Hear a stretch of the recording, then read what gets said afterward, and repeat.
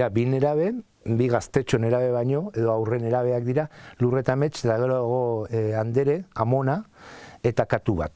Katu da personaje magiko bat, hizketan ere badakiena, segun eta nork entzuten dion.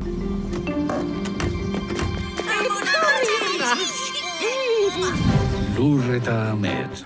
Orduan hor baude oinarrian ipui batzuk, Uxue Alberdik idatzi ditun batzuk, bat Unai Elorriagak, guk gehitu dizkiogu beste bi garai diferente, eta, bueno, ziren ipui independienteak, eta egin duguna izan da guzti hori lotu josi, asteburu batean, Amonaren etxean, Amamaren etxean pasatzen duten asteburu magiko bat.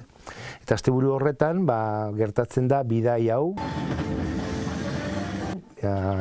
Historiako garai diferentetan zehar, bi pertsonai horiek bizitzen dituzten abenturak, ez? Eta horrela kontatzen ditugu, Euskal Herriko garai diferentetako historia, giroak, gertatutakoak, pixka bat.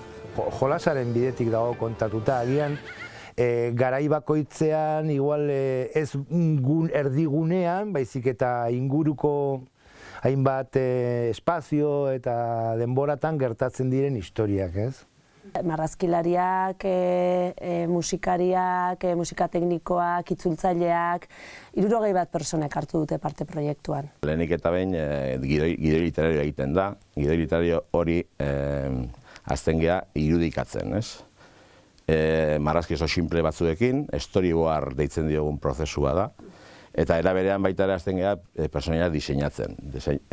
Pertsonaia diseinatzen, bai eszenatokiak ere bai, dekoratuak eta bar, eta gauza guztiak batera juten dira. Ekoizpena seguruna asko pentsatu esango dute edo nik uste dela film baten prozesurik itxusiena. Zenik kontrolatzen dut, ingurua, gure proiektuan parte hartzen duen jende horren lana kudeatzen dut, kalitatez, denboraz eta diruz ondo dagoela. Eta gero baita finantziazio bilaketan aritzen naiz. Kasu honetan, proiektu honetan lan hori ez dut nik bakarrik egin, ikasleen elkarteak, Atxiporreta eta elkarreko kideek ere parte hartu dute, baina hitz gutxitan esan da hori da nire lana, ez? Da pixka bat dena kontrolatuta izatea eta denborak ondo neurtzea eta dirua batez ere. Instituzioek eta interesa agertu dute orokorrean, eta egia da kompetentzia itzela dela, baina guk konparatu behar gara gure neurriko ekoiztetxeekin, ez?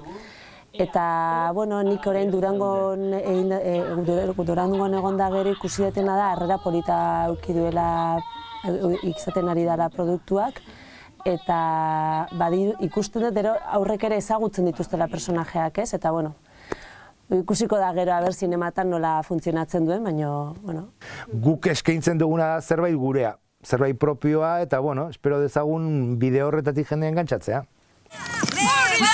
Banekien latza izanen zuela honek akabantza. Otsailaren 7 aurrera zinema aretoetan.